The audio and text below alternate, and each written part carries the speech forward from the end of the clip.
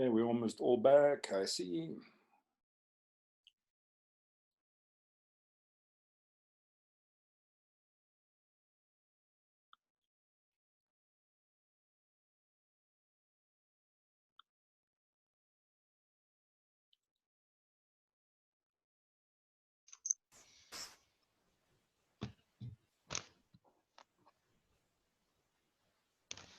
Hi, Carl. Hello there, how are you doing? Oh, okay. We're good. It was just too silent, so I thought there's something wrong. Yeah, very quiet. It was very quiet. We're still waiting for a couple more people, and then we can start. Okay. While we're waiting, guys, did you manage to do the WhatsApp chat? Yes, actually, we did a video call. Because you know, on WhatsApp, you can video call. Yeah, You can put like 4 people in the group. So that was actually cool because we were interacting with each other. Okay, good. So you managed. That's what we did as well. Okay. Oh, wow. Great minds think alike, I guess. Yeah. We've had the group from day one, hey? Whatever, darling. like we are there, you know. My group is like okay, nah. Some nice competition going. That's cool. Hey. Good. Social distancing. What? Social distancing. Yes. Okay, social distancing. Social distance. Yeah. Even on your WhatsApp, huh? Yeah. That's cool. We're almost there. Almost everyone is back. Okay, cool. All right. Cole, I just wanted to let you know I've only got like 838 megabytes left. So if I do get cut out, then I'll apologize. Okay, no, that's fine. And we're recording it, so you'll be able to see that. That's fine. Okay. We just need to kind of track all of us. I mean, for some of you, the data is not an issue, but for some of you it is. So we just need to kind of track how much data this is using, sort of at the end of the day kind of thing, just so that we know what we're in for. Okay. Cool, cool, cool, cool. Okay, guys, we're waiting for a couple, but let's get going. Let's get started. Okay, so now I think we do need quite a lot of the mics on. What did we, or at least a representative from each syndicate, what did we come up with? How do we measure, take a company represented in the syndicate? How do we measure performance? How do we manage performance? What works, what does not work? Who would like to start? Well, okay. For my group, there was a number of things that we discussed. I'm just going to list the ones that we came up with, Okay. and also it depends in which field you're basically in. So for some of it will work perfectly for that particular field, and in others it wouldn't. So most companies, we are basically looking at the checklist performance, which is measured between manager as well as the HR department. Then we have, for the sales department, we have a performance system where you are basically basically target on your budgets and your gross profits. In other sense of companies, they use the 360-degree scorecard, which is measured between your colleagues, customers, and management level. And then the last one that we received was the appraisal performance, which is basically done on a quarterly time frame between employee and the manager. So they all kind of work nicely, but also, like I said, it depends on which department you kind of fall into. Okay, cool. Good, good, good. So basically, if I'm understanding you're measuring me in some kind of objective or target. Some organizations use a checklist, some use a 360 assessment. There's the quarterly appraisal. Is that right, Roxy? That's right, Cole. Okay, cool. Okay, let's then just short circuit it. Out of everything you came up with, what works, what does not work? The one that we basically saw come up a lot was the 360-degree scorecard. Mm-hmm. Mm-hmm. Which works perfectly in all aspects of all fields of levels of fields. It doesn't matter which department you're basically in. So 360 tends to work. Good. What else? What works? What doesn't work?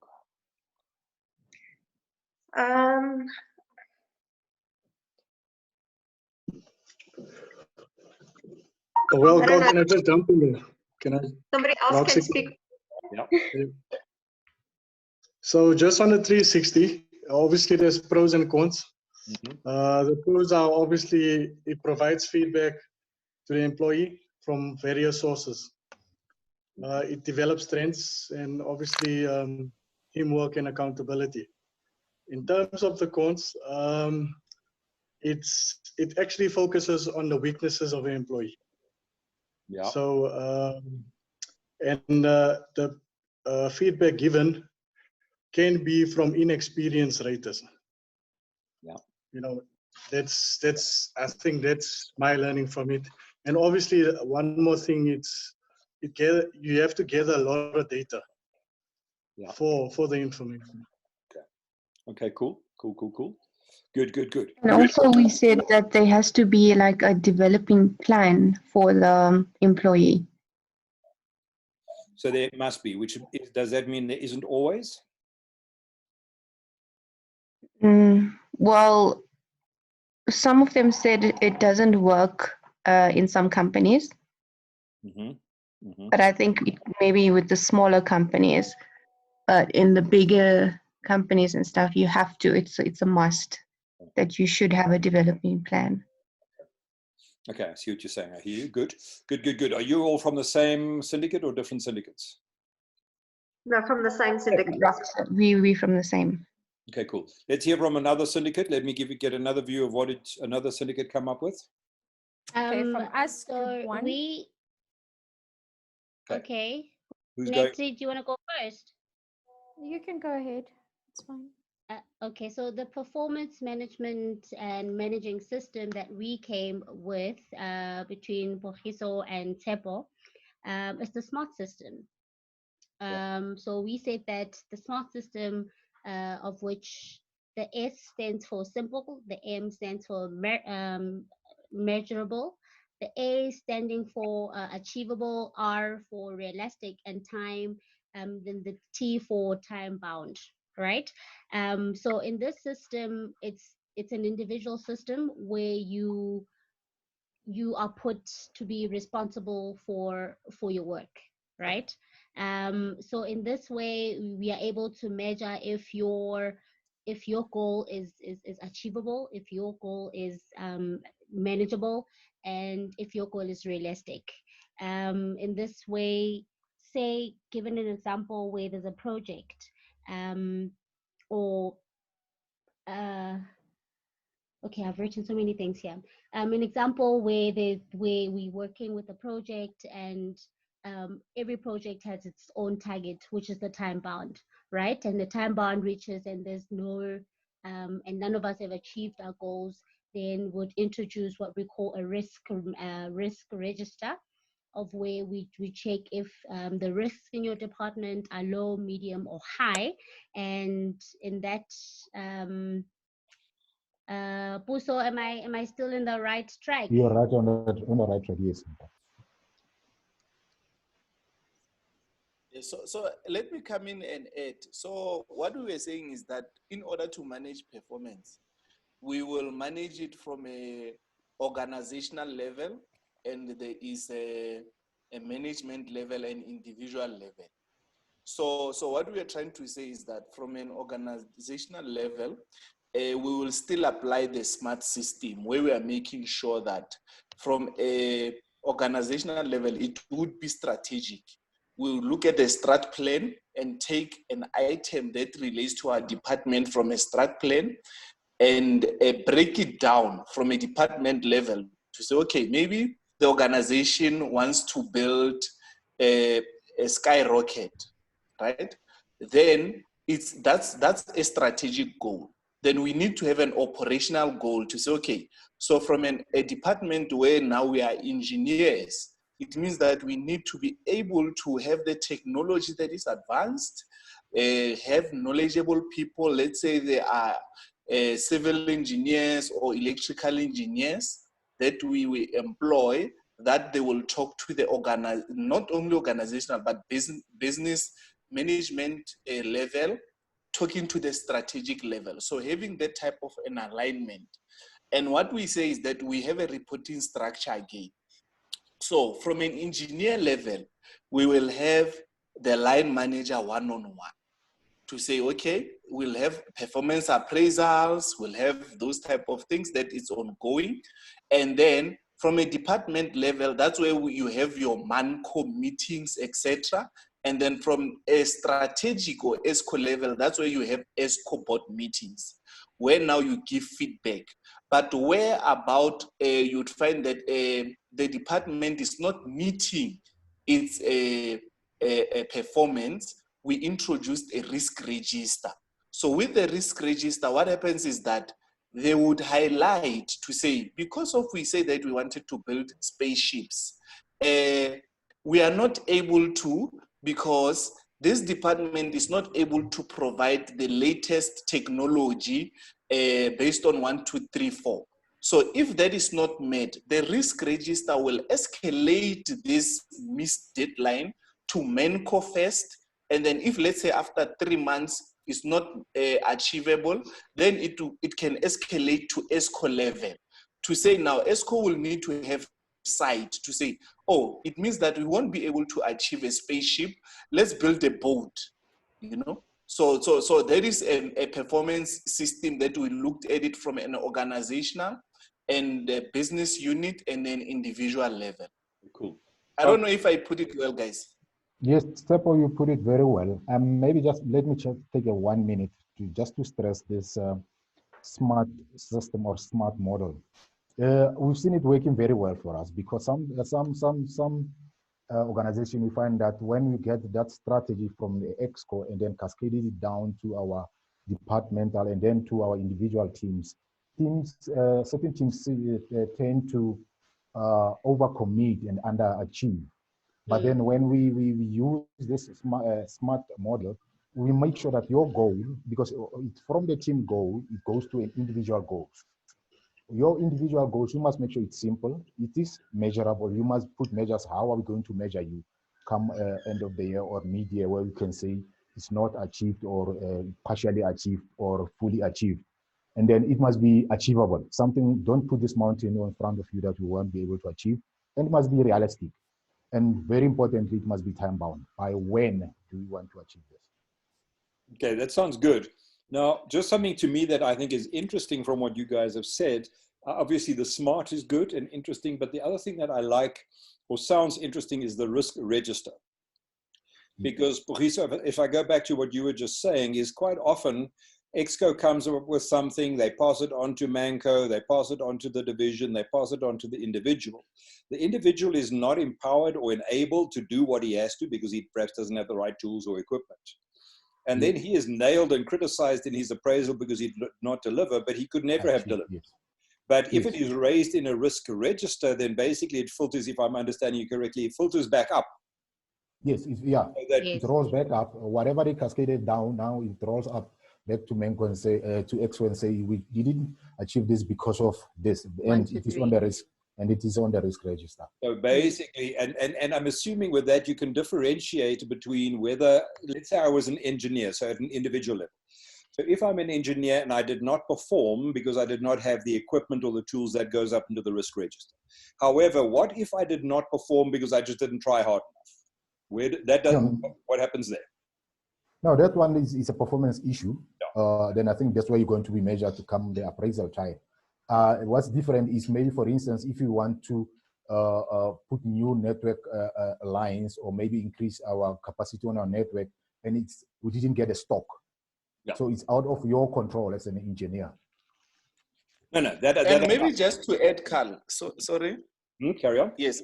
Yeah, maybe just to add, what we also discussed is that with these performance systems, with every hierarchy, there is a time frame for reporting.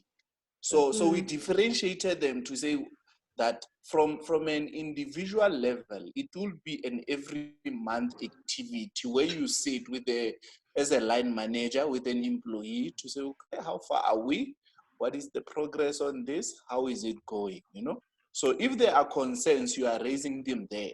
So from a Manco perspective, there is about a quarterly, where you say, okay, maybe after 2 months or so, you meet at Manco level to raise where there are concerns or issues.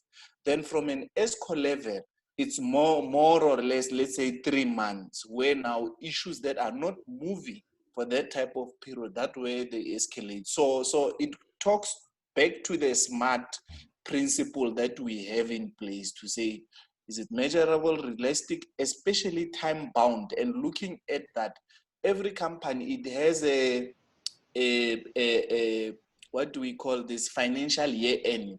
So we needed it to also align to the financial year end, because as a business, we need to generate profit at the end of the financial year. Cool. That's good. So is there any, if we look at it, the question was what works, what doesn't work. If I'm hearing you guys, it works pretty well. Is that right? Yeah, it works very well for us. Okay, cool. Good. So far, so good. So far, so good. Okay, excellent. So we've heard from two. Another syndicate. Who else would like to comment? What did you guys come up? Nettie from Group 1. Yes. On our side, from the performance, we've got KPIs, which individual teams work on. Then we've got critical operating tasks, which the whole company, the big guys, the big management guys work on. Then with the performance, we've got achievement bonuses, which is your incentives. Then moving on to management, we did training, monitoring, and coaching. What works for us And what we've seen as a productive working for us was the training, because we're empowering our staff. Yeah. We're mentoring them to become better, coaching as well to become better and work at their best. With that goes along with the incentive bonus, which that also works on a bit of a negative side, because some who decide not to be within the training, mentoring, and coaching, they benefit as well. So that was a bit of, it does work, it doesn't work. People who are not supposed to be benefiting are benefiting from it. Okay. That's what we worked on. Okay, cool. Because we like 4 people from different companies. Yeah. There's Okay. 2 from one company. Yeah. Good. Okay. So who else wants to contribute? I've got 1, 2, 3. Somebody else? Anybody else? Yes, on our side, group 2, in addition to the 360 scorecard, we also spoke about the checklist, which is managed through an appraisal process. Mm-hmm. The good thing there was the fact that the checklist is always drawn up against your KPAs and KPIs. And that's a good thing, because then it talks to everything that you do. But the bad thing there was that half the time it's always done quarterly, which is not enough time between, there's not enough time between the last time and the next time that it's done. Okay, so, You know, so yeah, it's not frequent enough. So yeah, that was in addition to the 360 scorecard that we spoke about. That it's not frequent enough or too frequent? It's not frequent enough. It's only once a quarter. Yeah, so okay. It's not frequent enough. Okay, cool. Anyone else? Who have we not heard from?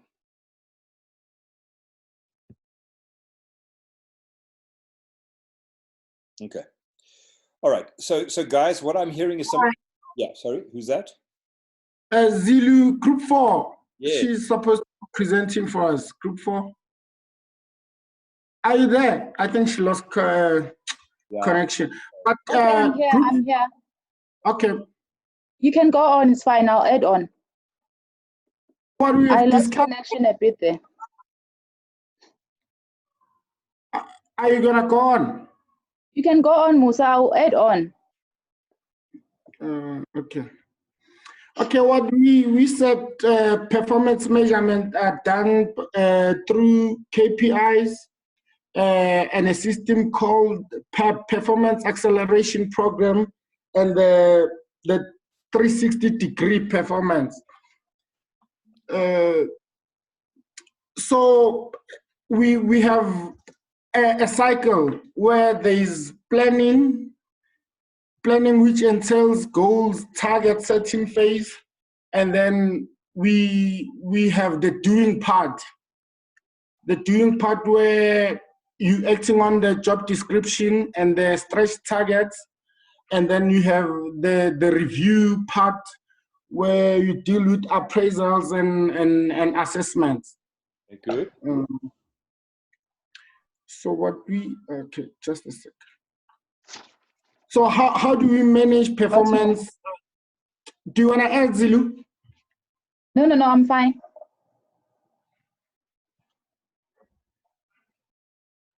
Also, what we said is that performance review setting timelines where you sit and discuss targets, be it weekly, monthly, or quarterly, or annual. What doesn't work in all these performance systems is that no action plan to help employees reach their targets. Line managers depend on questionnaires sent to customers to make decisions. And performance development plan not implemented fully. Most systems not fully implemented. And setting of unrealistic KPIs. So we said what works is the constant on one-on-one, and to managing performance actually encourages continuous improvement where individual takes responsibility for results.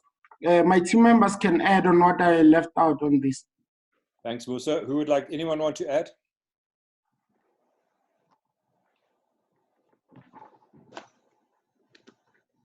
I think you mentioned everything that we discussed. Okay. All right, good. That's it. Was there anybody else? Have I missed any syndicate? Okay. All right, so let's have a look at this whole concept. And I think it's important that we understand firstly where this fits in.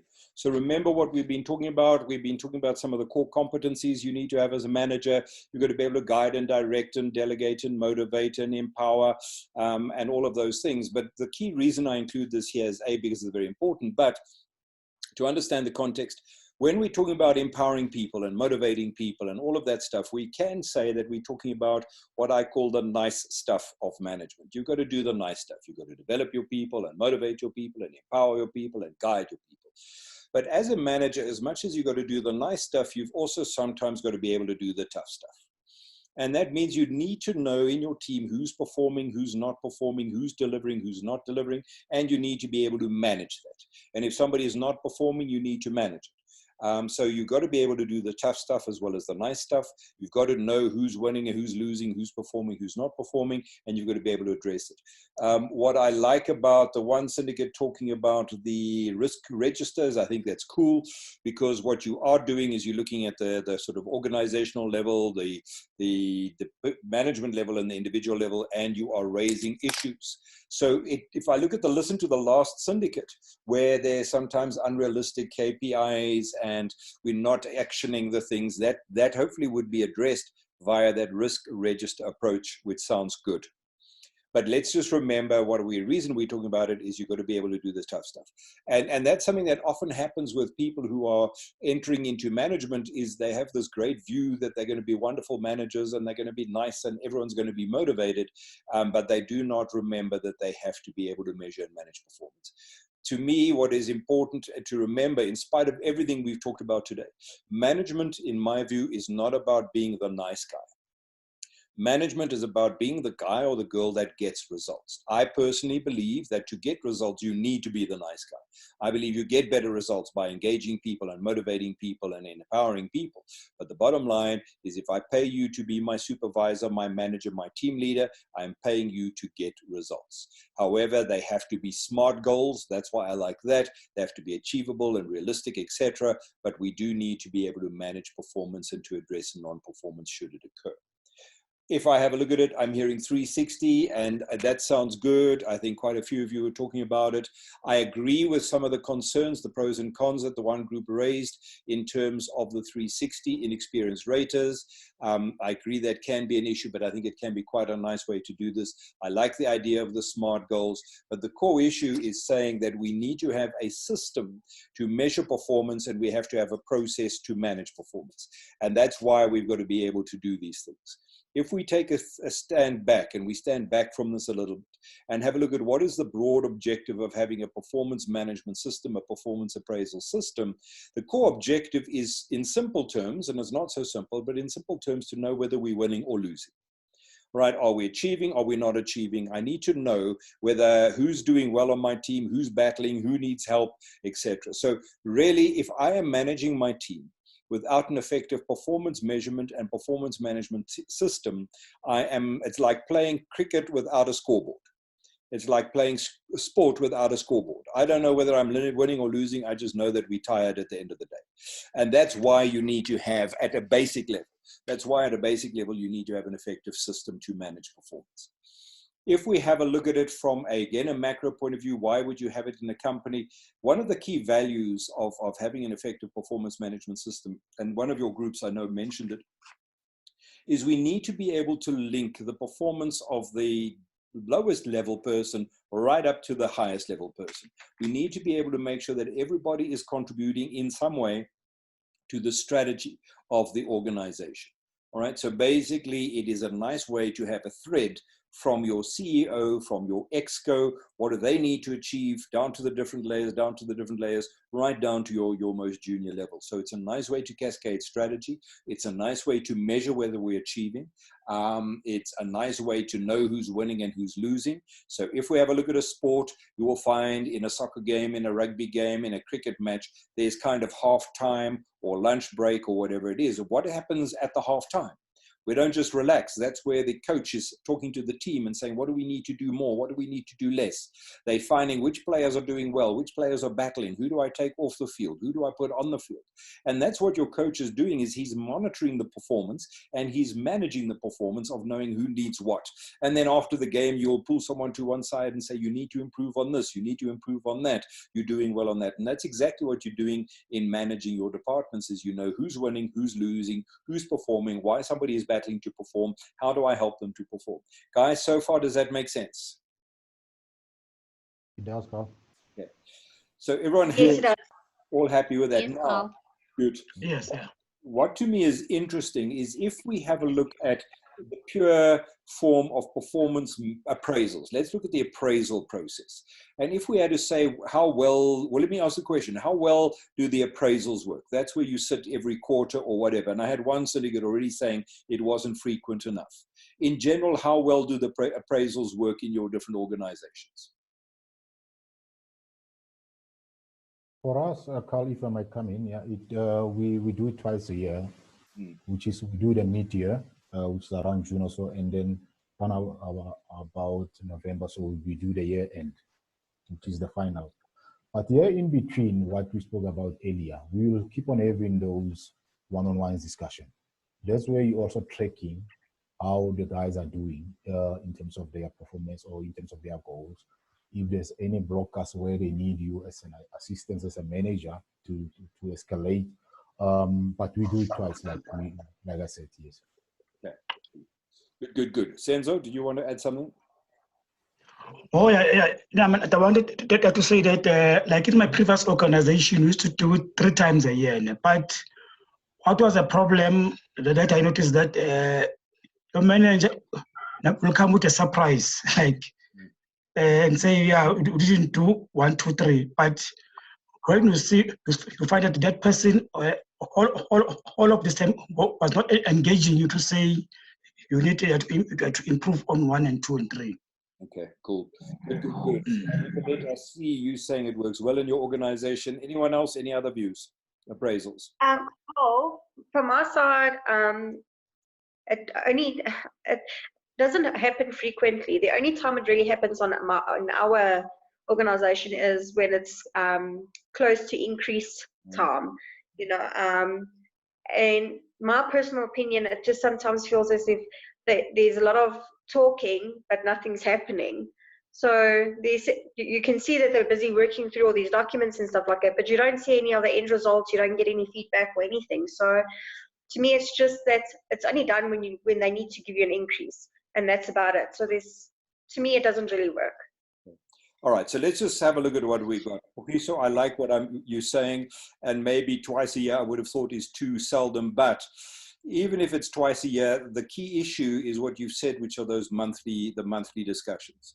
And then it's fine, because what are you trying to do with this is you're trying to maintain the engagement of your people. You're trying to know who's winning, losing, as all of the stuff that I've said. So twice a year is fine as long as there's been those monthly discussions. And Larisha, I'm saying we do it twice a year. I sit with my staff every 2 months. That's also cool. So you really want to maintain that involvement, that engagement. And it does not always have to be exactly what I'm reading here, a formal thing. It can be an informal thing.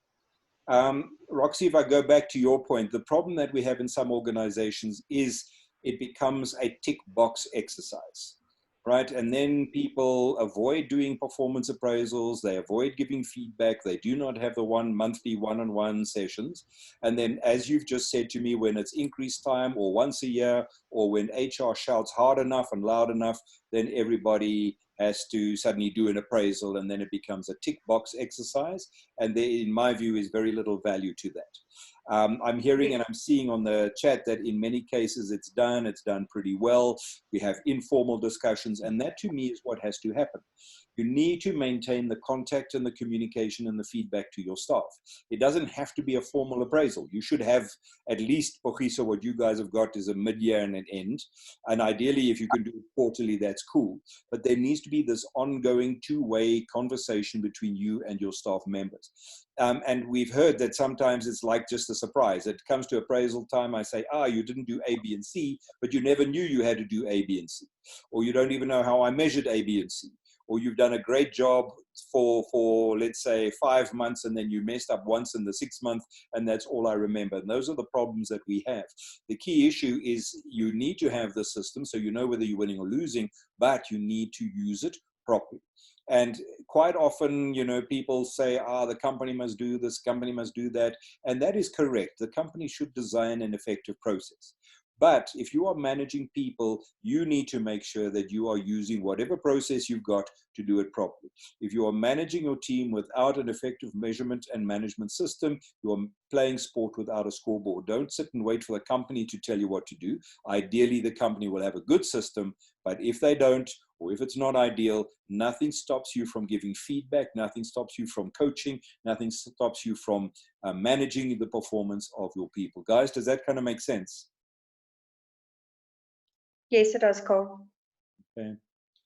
So bottom line is, as much as you need to develop and motivate and empower and all of those nice things, you've got to be able to do the tough stuff. You've got to hold the tough conversations. If someone's not performing, you need to find out firstly why, and then you need to be able to say, well, what do I do to help this guy? And then you need to make sure that this guy then performs. And that's where your performance, your development plan comes in. And in some companies, I'm sure there's a performance process if the guy's not performing, and then you start linking into that process if you need to. But that's a separate debate. Then you're starting to get to sort of disciplinary. That's not what I want to talk about. But you guys need to have a good system and a good process. And again, in the exam, I could ask you, how would you ensure effective or a culture of performance in ASTIC? And that's where you would be looking at some kind of performance management system. The SMART goals sound good. The 360 sounds good. The regular reviews, the monthly one-on-ones, all of those sound good. Okay, happy so far? Cool. Yes. Now, okay, so bottom line is, what are we officially saying? We're officially saying, guys, if you don't have a system, you should have one. If you have got one, make it work. Don't wait for the company to come up with a perfect system. Some of these sound good. Some of them are not perfect. Make it work. Find the way to work with your team. You might not be influencing the strategic direction, but you can certainly influence your people. Now, I want to be contradictory, controversial. And that's the official view. However, there's something interesting. There's an interesting piece of research that's starting to emerge. And if I ask a lot of people in terms of their performance appraisal, what works, what doesn't work, I quite often get the feedback I've got today, which is, yeah, the system is good on paper, but managers don't hold the reviews properly. It's used when it's increased time. It's used to punish somebody, etc., etc. And there's a piece of research that's coming out now, or not research, it's a view. And certain companies are saying, and it's interesting, and I'm not saying it's correct, but it's interesting. Certain companies are saying, you know what, we've been trying to do performance management and performance appraisals for the last 30 years, because there's been these systems in place for the last 30 years. And you know what, in the last 30 years, they haven't worked. And people are saying, well, hell, if it hasn't worked in the last 30 years, are we going to carry on for another 30 years? And I take the point raised today that there are some that clearly are working, right? So I think there are some that are working. But there are many companies where it's just a tick box exercise. We do it because HR shouts at us. If we don't do it, we do it badly, we do it quickly, we get it done, and then we go on for the next quarter and we avoid it.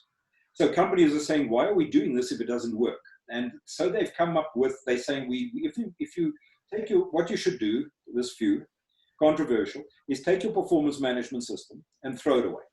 Right? It hasn't worked in 30 years. It's not going to work. Why do we bother? Now, I'm not saying it's right, but I'm saying it's interesting.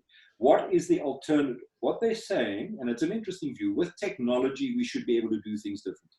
So instead of me having a performance appraisal with my staff every quarter, and giving you ratings and saying you're a 1 or 2 or 3 or 4 or 5, and if you're going to be more than a 3, you've got to have evidence. And what tends to happen quite often is we rate everybody a 3 because I don't want to rate the poor guys down, and I can't give the top guys an increase, so everyone gets a 3 on a 1 to 5 scale. So what they're saying is take your system, throw it away, but we can't have nothing. And they're saying with technology, we should be able to do this a lot better. And what they're saying is we should be able to, and it's not possible in all departments, but in most departments or many departments, we should be able to quantify performance. So in other words, it's not me giving you a rating if you work for me, but there is a scoreboard. Somewhere out there, there is a scoreboard. And in terms of sales, it's easy. Did you make the sales? Did you not make the sales? How many leads have you got? In a call center, it's easy. How many calls did you take? How many calls did you respond? How many calls did you get right? What was the comeback? What was the time on call? What was the waiting? So there's many jobs where it is measurable via a system. It's not up to me to rate you. The system gives you a rating. And I can add in 360 and I can get customer feedback. The point being is that out there, not me giving you a score, but out there is a scoreboard. And then you do have quarterly reviews. You do have your monthly one-on-ones. But the whole purpose is instead of me rating you, what I do is I then discuss what is working, what is not working.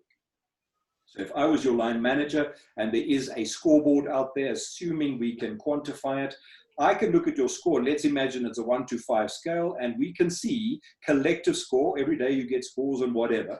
And I can see that your collective score is let's say a 2.5, right? And 3 is on standard, 4 is above standard, and 5 is walking on water. And I can see that you are sitting at a 2.5. I then have my monthly discussion with you. And it's not for me to rate you as a 2.5 because you can see you're a 2.5. I can see you're a 2.5.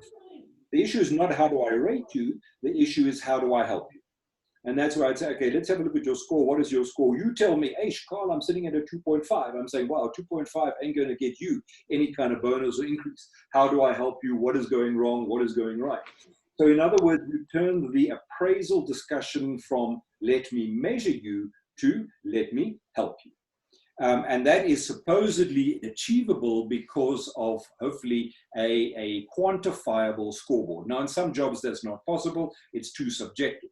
But wherever it's possible, you do that. The discussion changes from I judge you discussion to I assist you discussion. So please, in terms of this, the official view is that you need to do it and you need to do it well. I'm hearing examples of places where it's done well, but there is a contrary view that's saying, hey guys, let's change it into a coaching type of process.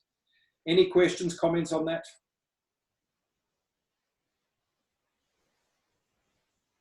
No, I think it's very much self-explanatory. It's very good.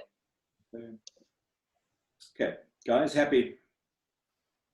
Happy, Carl. Just to add maybe to what you just said, for us, I think there was a system that was discontinued about 3 years ago, and then they introduced a new system for performance management because, I mean, staff was complaining that management was using this performance management as a whip or as a stick.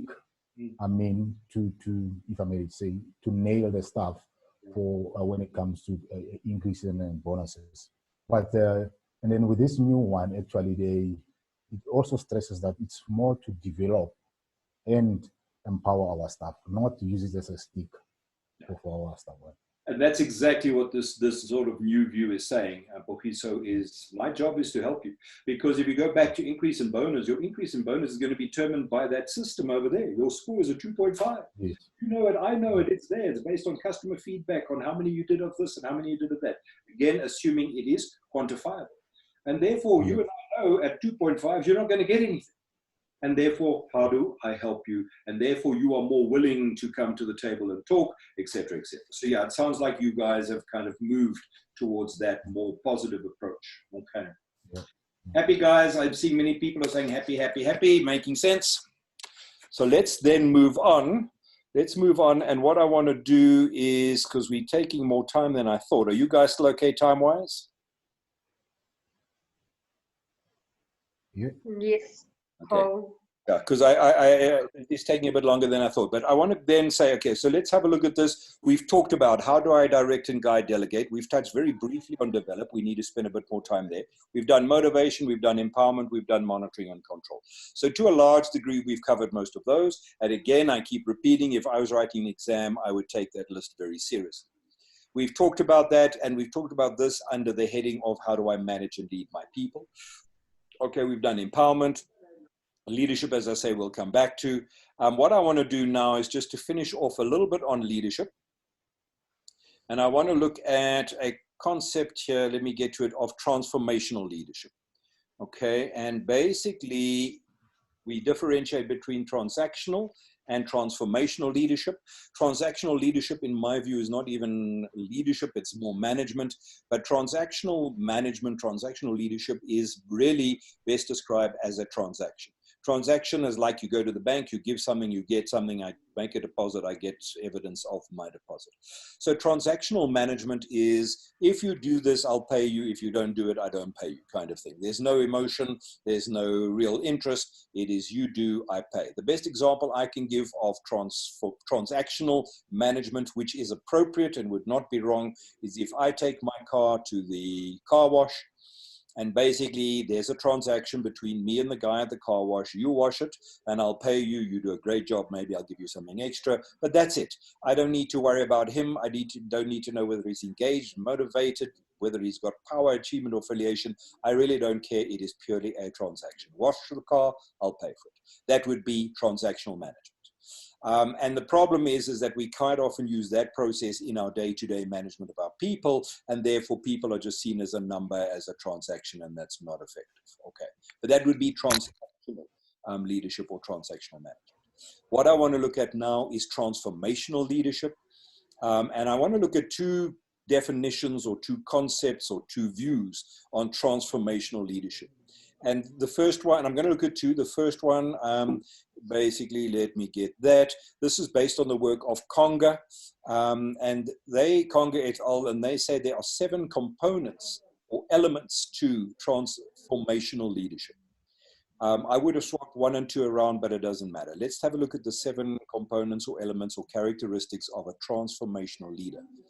And it is interesting and it's quite nice to have a look at. So what do they say? Number 1, what is a transformational leader able to do? They have the ability to articulate the vision. In other words, they can explain the vision to their people. They are able to clarify and state the vision in terms that are understandable to others. This articulation demonstrates an understanding of the follower's needs and hence acts as a motivating force, and it could be storytelling or anything like that. But it's a very key point to start, is they have the ability to articulate the vision. In other words, they can explain the vision to their employees in such a way that their employees really understand that vision. And the reason why that's so important, and as you would have gathered, and you'll notice as we go further, that I tend to be quite cynical about life. But if I go into many organizations, I will quite often find, I go into a typical large organization in South Africa, if I have to interview the staff in that organization, I would quite often find that half of those staff would not even be able to tell me what the mission, vision, and values are. And the other half might be able to tell me what they are, but they like reciting a poem. There's no emotional connection. We'll be the number 1, X, Y, Z, blah, blah, blah, blah, blah. And I'm being a bit cynical, hopefully it's not that bad. But what is it that a transformational leader is able to do? They are able to articulate that vision. They can take that vision and put it into terms that people can understand. This articulation demonstrates an understanding of the follower's needs. So they take it and put it in language that people can understand and people can get to get excited about. That's what we mean by articulate the vision. It's not just a fancy words. So quite often in a company, you go into their reception. In the reception, you'll see mission, vision, and values. And that's kind of where it ends, not with a transformational leader. So number 1, they have the ability to articulate the vision. Number 2 is those leaders have strong convictions about the vision. In other words, they are perceived as being strongly committed and willing to take on high personal risk, incur high cost, and engage in self-sacrifice to achieve their vision. What is that saying? It is saying that not only can they explain the vision to their people, they themselves are passionate about that vision. Right, strongly committed to that vision, willing to take on personal risk, incur high costs, engage in self-sacrifice. I don't know if you have to quite self-sacrifice, but you are passionate about what we're going to do. And that is, and those two are important. They can explain the vision, they are passionate about the vision. Number 3 is they have behavior that is out of the ordinary. In other words, they don't just do what everybody else does. Okay, they challenge the status quo. They question things, and they say there they engage in behavior that is perceived as novel, unconventional, counter to norms. When successful, these behaviors evoke surprise and admiration in their followers. So they don't just do what everybody else does. If you go back to our list of management stuff versus leadership stuff, remember, under managers, we said maintain the status quo. Leaders challenge the status quo. They're willing to try something different and to question. So basically, they can explain the vision. They're passionate about the vision. They do things somewhat differently. They behave differently. Number 4, which links, I suppose, to number 3, which is challenging the status quo. Number 4 is they are perceived as being agents of change or change agents. Perceived as agents of radical change rather than caretakers of the status quo. So they shake it up, they change it, they question, why do this, why not do that? They shake it up, they change things, the radical change, rather than being caretakers of the status quo. And again, we go back to our list of what do managers do versus leaders. Managers maintain the status quo, leaders challenge the status quo. So the first 4 are interesting, they passionate, they articulate the vision, they believe in the vision, they behave unusually, and they shake it up and they wake it up. Okay. Then what we've got here is, if you are going to go back to number 4, which means you shake it up and you wake it up. Sorry, I'm going the wrong way again. Right, you shake it up and you wake it up. You're a change agent. You behave out of the ordinary. What you're going to do by waking it up, shaking it up, and creating change is you're going to create chaos. Okay, and therefore number 5 becomes very, very important, and that is they are the masters of change. Not only can they create change, but they can then manage change. These leaders are able to make realistic assessments of the constraints and the resources needed to bring about change.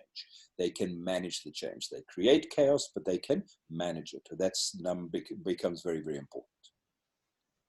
Number 6 is an interesting one. They have a willingness to confront individuals in authority, a belief that one's own insights are as well motivated and maybe as effective as the person in authority, prepared to speak their mind when necessary. So this is a very interesting one. So they create change, they shake things up, they can manage change, they're passionate about their vision, they can explain their vision, they behave unusually, but they have a willingness to confront individuals in authority. In other words, they will speak up. They will go to the boss and say, hey, boss man, I think you're wrong. I think you're doing something wrong. They have the ability to do that. Now, that is an interesting one because that can be, as I call it, career suicide, right? If I go to the boss and tell him, hey, sir, I think you're wrong, that can be career limiting. It could even be career suicide. But it's an important one to understand. They are willing to speak up. They say a belief that one's own insights, their own views are as well motivated and maybe as effective as the person in authority. They're prepared to speak their mind when necessary. They're prepared to disagree with the bosses when necessary. But that's dangerous. And what they then do, which becomes very important, is number 7.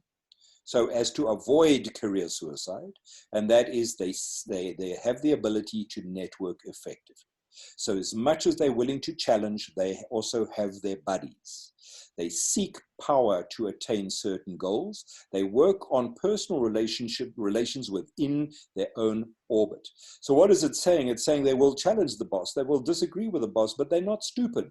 They will make sure they've got buddies. They will make sure they've got people supporting them. They will seek power to attain certain goals. So before I go to the CEO and say, hey, CEO, I think you're wrong, I've already planted the seed with him that there may be another way. I've already spoken to the finance director and the ops director and whatever. In other words, I've got a whole lot of support, because otherwise I'm just going to be walking into my own career limiting discussion. Guys, does that kind of make sense? Yes, it makes sense. Okay. Questions, comments?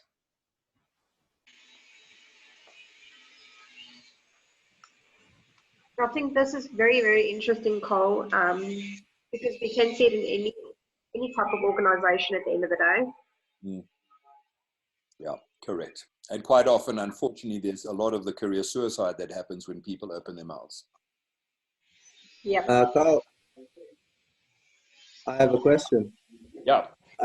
Can we consider this type of leadership as a leadership style? Yeah, I would say I suppose it's I don't know if it's a style. I suppose it's a leadership approach. maybe I would call it an approach rather than a style, but I'm sure you could call it a style. I don't think that would be wrong. But to me, it's probably an approach. Right. Okay. Yeah. Guys, happy with that? Does that make sense? Yes. Yes, yeah.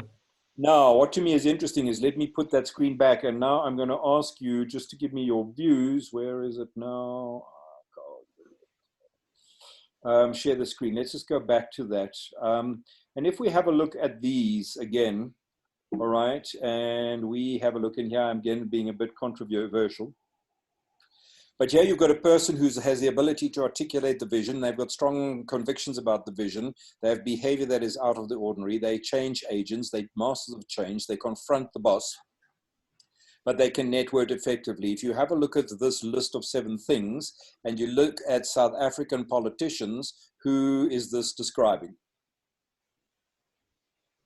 Well, our president, Cyril Ramaphosa. Mbalu. Yes, my lemma. Okay. No ways, Mbalula, guys.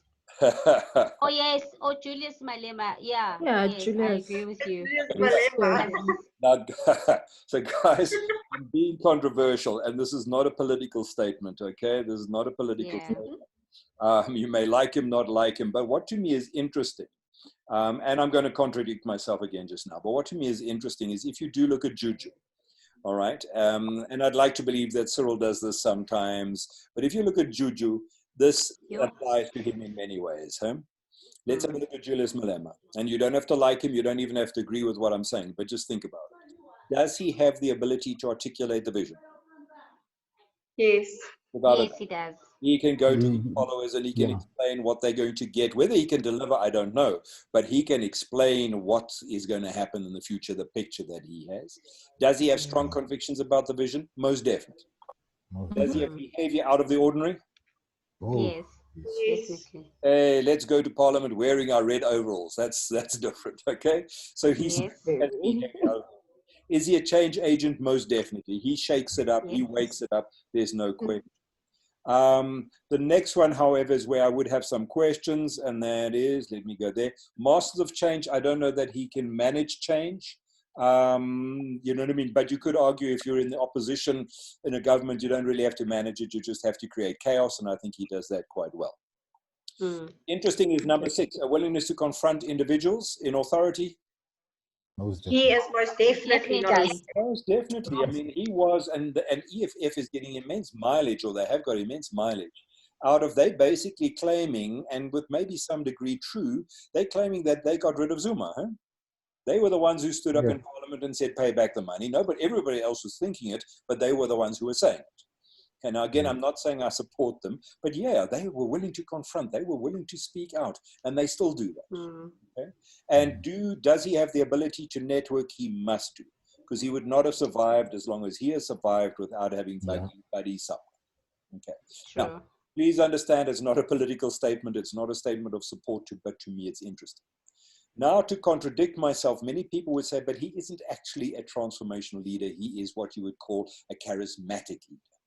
In other words, he just makes rah-rah speeches. So that's a counter argument, all right? That he's a charismatic leader, not a transformational leader. But the point is that you could probably see many of these qualities applying to Juju. Okay, happy so far? Yes. Now then, let's have a look at somebody else. And let's leave Juju out of this. Another person that I think meets these requirements well is probably Nelson Mandela, certainly in his youth. Okay? You look at Madiba. Yeah. In his youth, he had all of the abilities to do this. So another great example of this would be Madiba. He certainly was definitely a transformational leader. Now, that brings me to this point over here. Good definition of transformational leadership, but something is missing. All right, what is missing? What's wrong with this? What's lacking? What's not here? What's not here, guys, is you could use this list of 7 things to describe Nelson Mandela. And you can also use this list of 7 things to describe Adolf Hitler. Okay? And there's a huge difference between Adolf Hitler and Nelson Mandela, right? Yep. Huge difference. Huge difference.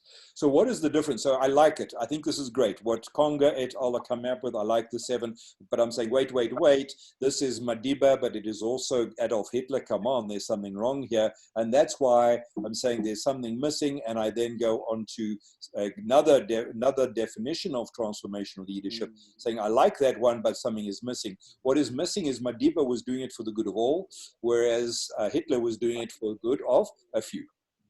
Right? So the biggest issue that I am missing in that definition of Conga, as much as I like it, is where's the moral, where's the ethical, where are we doing immoral? Yeah, they're doing things for the good of society, not just for the good of one nation or one group.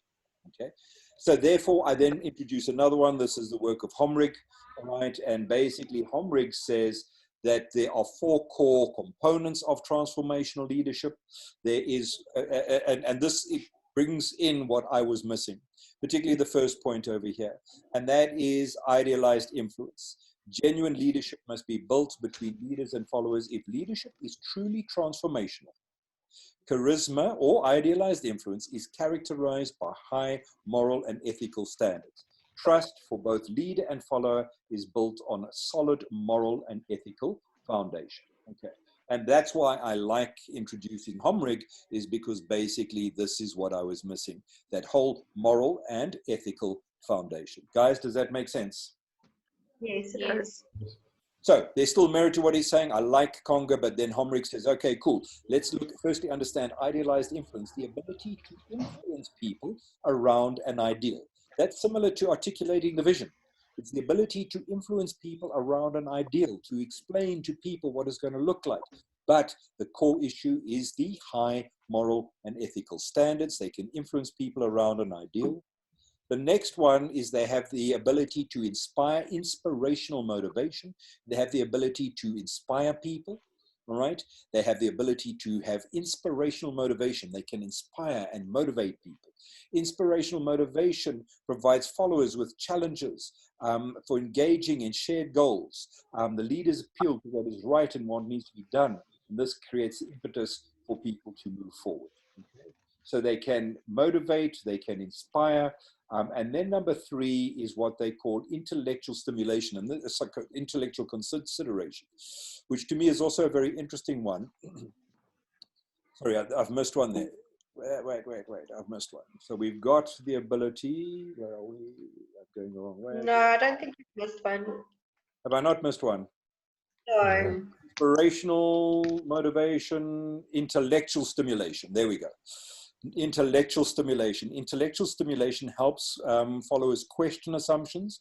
They come up with creative solutions. The leader's vision provides a framework for followers to see how they connect to the leader, the organization, each other, and the goal. Once they have the big picture view, they are allowed freedom from convention. And this is an interesting one because it says they allow people to think. Intellectual stimulation. They allow people to think. They allow people to challenge. And that is interesting because if you look at a lot of transformational leaders don't want their people to think too much, right? So these guys will inspire, they will motivate, but they will also allow people to think. Sorry, I keep messing this up, guys. Intellectual stimulation. So basically, let's have a look at it again. They influence around an ideal. They inspire and motivate. They allow people to question and to think, but then they also develop their people. Individual consideration, they allow people to develop. They coach, they train, they develop. They educate people, they educate the next generation of leaders, fulfilling that individual's need for self-actualization, self-fulfillment, and self-worth. Also naturally propels followers and to further achievement and growth. Okay, guys, is this making sense? Yep. Yes, it does. Okay. So basically, we've got 2 models on transformational leadership. We've got the Conga one, and then we've got Homrig. You put the 2 together, and I believe you've got a good view, definition, and overview of transformational leadership. Okay, happy so far? Yes. Cool. Good. Guys, can I carry on? Can I keep going? You can? Yep. Everyone okay? All right, good. I just want to finish off EQ. Can somebody give me a quick definition of emotional intelligence? What does that mean? Personality. Yeah, it's self-awareness. What else? Self-awareness. Well, self-awareness. So if I've got EQ, what have I got? I've got self-awareness. What else? What does it mean to have EQ? Emotional qualities at the end of the day. Yeah, what else?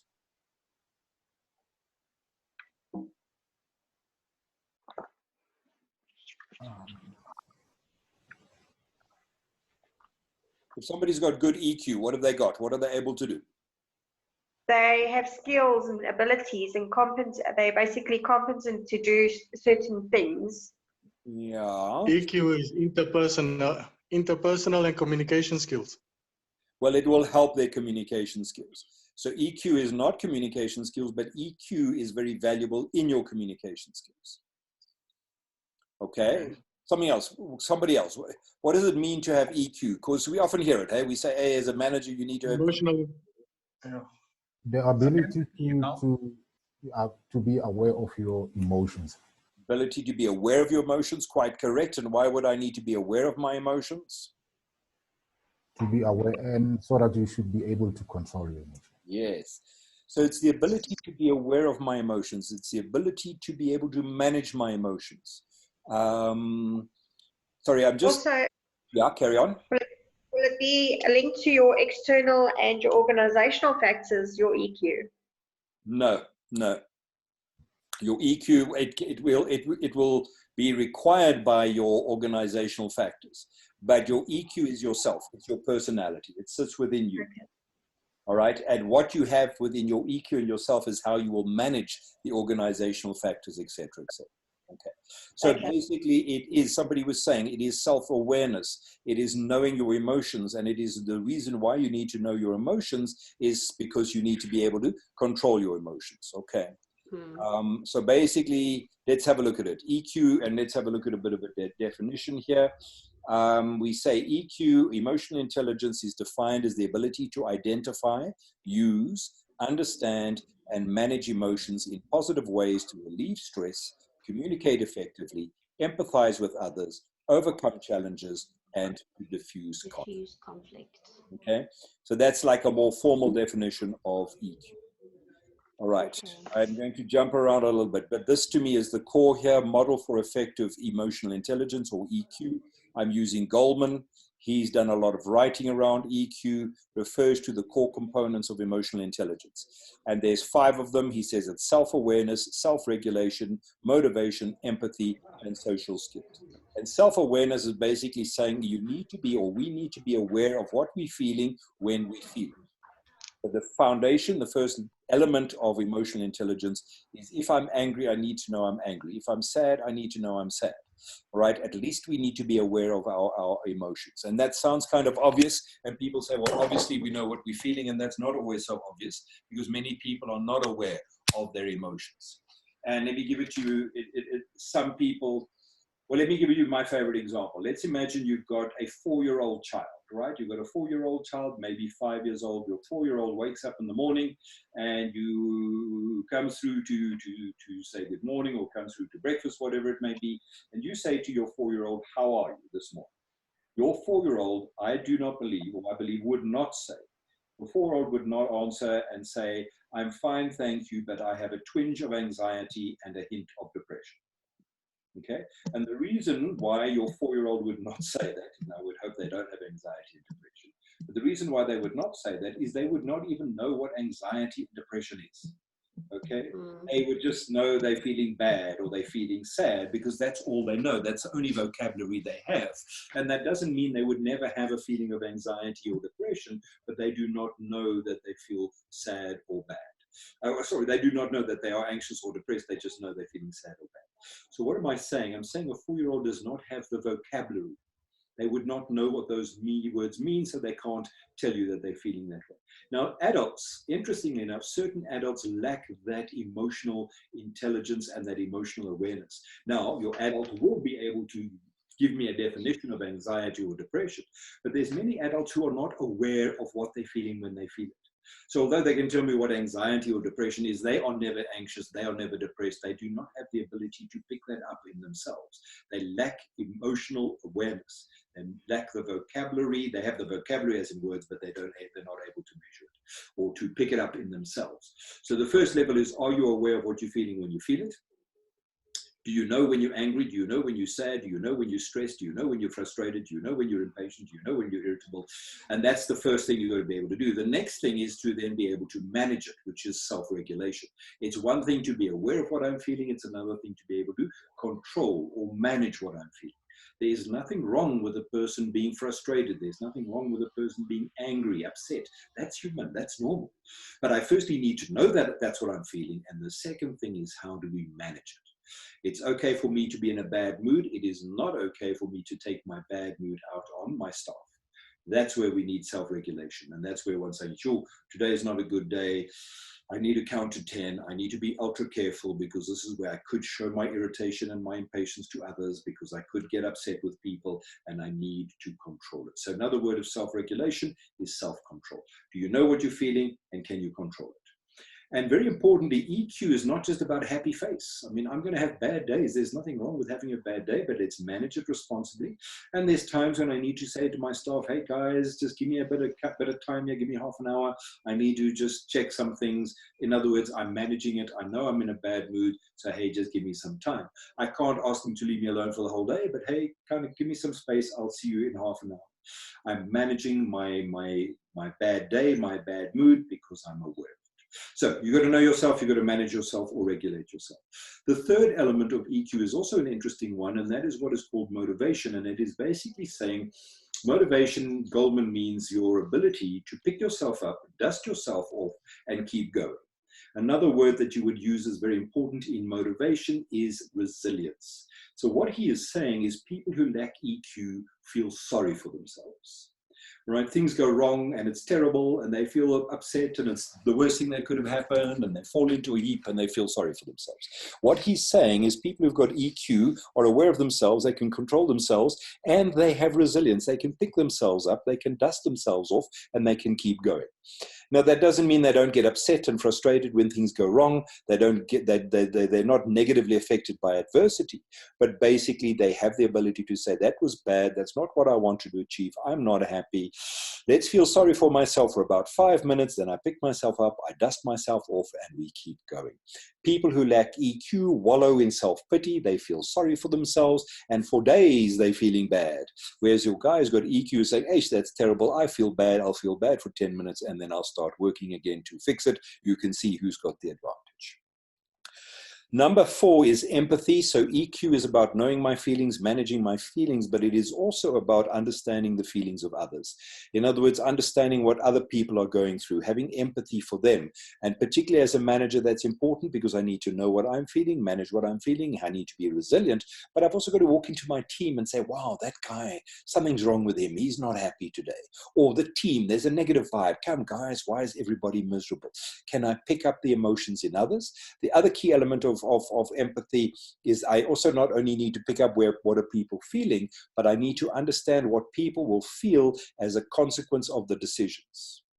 And again, that's an important one. So often in companies, senior managers make decisions that are good for the company, but they perhaps are unpopular, all right, or will be unpopular with the staff. In other words, we're going to have change. We're going to implement a new system. And that new system is right. It's good for the company. They're making a good decision, but they lack empathy in understanding how people will feel about that decision. So a good manager, a senior manager will say, you know what, we're going to introduce a new system. It's good for the company. It's going to make things lean, mean, and effective. But I know that people have been using the old system for years. I know that they're comfortable with the old system. I'm still going to implement the new system, but I know that this is going to be tough for them. And therefore, I make the decision knowing that it's going to be tough, knowing that I have to build in a whole lot of change management activities, a whole lot of communication and support and training and participation. Why? Because I know that it's going to be tough for people. So that empathy is reading people, understanding when they're having a bad time, but also being aware of the impact of decisions on people. Okay, and that again we're seeing a lot with this COVID-19, where companies at a senior level are making decisions to go into short time and whatever, and they're making what might be the right decisions for their company, but hey, are they even aware of how it's going to impact on their people and how people are going to have to cope? Social skills is what we would typically call people skills, and really it's the ability to put all of these together, because I know myself and I'm controlling myself and I've got resilience and I'm aware of others. I have the ability to put it all together to manage basically interpersonal relationships well and effectively. And that is basically a simple overview of EQ. And it's important because it becomes a foundation for a lot of what we have to do in terms of interpersonal skills. Guys, does that kind of make sense? Yes, Carl. Okay. How are we doing? Yes, Carl. How are we doing? Hanging in. Hanging in there. It's getting Hanging there. We're all okay. Just Yeah. something that's interesting is somebody here, Bantu, you said Herman Mashaba. Is he somebody that comes to your mind as a transformation leader? No, no, no. No. No. No. It's not supposed to be political. No, it's not supposed to be political at all. But I just saw Herman Mashaba. Bantu, you put his name down there. Yeah, I did. I think he fits those 7 things very well. I would share your view, and this is also not meant to be political, but I'm very impressed with what I'm seeing from that man at the moment. But let me move on. Otherwise, we're going to get into a political debate. But yeah, okay. Right. Okay, guys, we're going a lot longer than I thought. I said we should have been done by about 1. I still have some stuff to cover.